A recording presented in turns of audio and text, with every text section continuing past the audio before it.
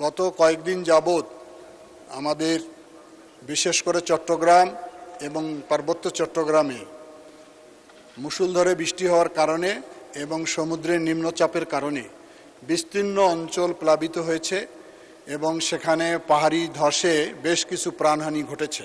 কক্সবাজার সহ চট্টগ্রাম, আমি বলছি চট্টগ্রামে পাহাড়ি ধসে 5 জনের মৃত্যুবরণ হয়েছে, কক্সবাজারে 19 জন, রাঙ্গামাটিতে 1 জন, বান্দরবনে 5 জন। আমরা ইতিমধ্যে এই সমস্ত দুর্গত এলাকায় আশ্রয়কেন্দ্র খুলেছি, তার সংখ্যাটা আমি বলছি।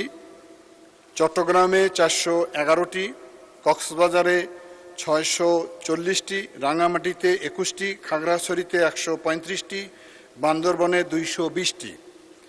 চট্টগ্রাম আশ্রয় নিয়েছে 8,340 জন, রাঙ্গামাটিতে 12,006 জন, খাগড়াছড়িতে 1,755 জন এবং বান্দরবনে 2,173 জন। গত 7 জুলাই আমরা এই দুর্গত এলাকার সাহায্যের জন্য প্রত্যেকটি জেলায় 10 লক্ষ টাকা জিআর ক্যাশ পাঠিয়েছি এবং প্রত্যেকটি জেলায় আমরা 200 মেট্রিক টন করে চাউল বরাদ্দ দিয়েছি।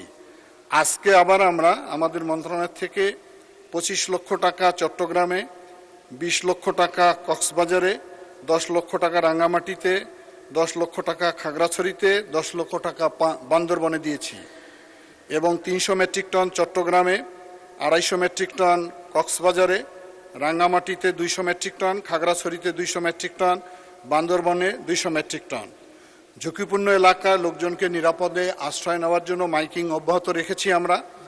আশ্রয়কেন্দ্রে আশ্রিত লোকজনের সুপেয় পানি, স্যানিটেশন, শিশু খাদ্য, 3 বেলা খাবারের ব্যবস্থা করা হয়েছে। এর বাইরেও আমাদের মাননীয় প্রধানমন্ত্রী আমাদেরকে নির্দেশ দিয়েছে, আমাদের মন্ত্রণালয় সচিব মহোদয় ওই অঞ্চলে অবস্থান করছেন এবং জেলা প্রশাসন, উপজেলা পরিষদকে আমরা দায়িত্ব দিয়েছি, তারা সার্বক্ষণিক দেখভাল করছেন এবং মাননীয় প্রধানমন্ত্রী তার ত্রাণ ভাণ্ডার থেকে প্রত্যেকটি জেলায় 20 লক্ষ টাকা ইতিমধ্যে উনি বরাদ্দ দিয়েছেন এবং উনি সার্বক্ষণিক এটি দেখভাল করছেন, আমাদেরকে নির্দেশনা দিচ্ছেন। আমি মনে করি আগামীকাল 2 দিন যেহেতু সম্ভবত সংসদ অধিবেশন মুলতবি থাকবে, এই মুহূর্তে যদি আমাদের সংসদ সদস্যবৃন্দ তার এলাকায় যান এবং সেখান থেকে যদি তারা আমাদের সঙ্গে যোগাযোগ রাখেন, আরও যদি প্রয়োজন হয় অবশ্যই আমরা সেখানে জরুরি বরাদ্দ দেব। এবং আরেকটি বিষয় আনতে চাই যে পাহাড় ধসে যে প্রতি বছর এখানে মৃত্যু সংঘটিত হচ্ছে, যারা পাহাড়ে বসবাস করে, পাহাড়ের নিচে বসবাস করে, আমাদের অনেক পরিত্যক্ত জমি রয়েছে, খাস জমি রয়েছে, আমাদের মন্ত্রণালয়ে মজাহারের জমি রয়েছে। আপনারা যদি সংসদ সদস্যবৃন্দ ওখানে এই সচেতনামূলক কাজটা করে দেন, তাহলে আমরা তাদেরকে নিরাপদ জায়গায় আমরা তাদের আশ্রয় কেন্দ্র বা বাড়ি বানিয়ে দিতে চাচ্ছি। সুতরাং আমি আশা করি মাননীয় সংসদ সদস্যবৃন্দ ওই অঞ্চলে যারা রয়েছেন তারা এই ব্যাপারে যদি আমাদেরকে সহযোগিতা প্রদান করেন, তাহলে ভবিষ্যতে যাতে পাহাড় ধসে মানুষের মৃত্যু সংঘটিত না হয়।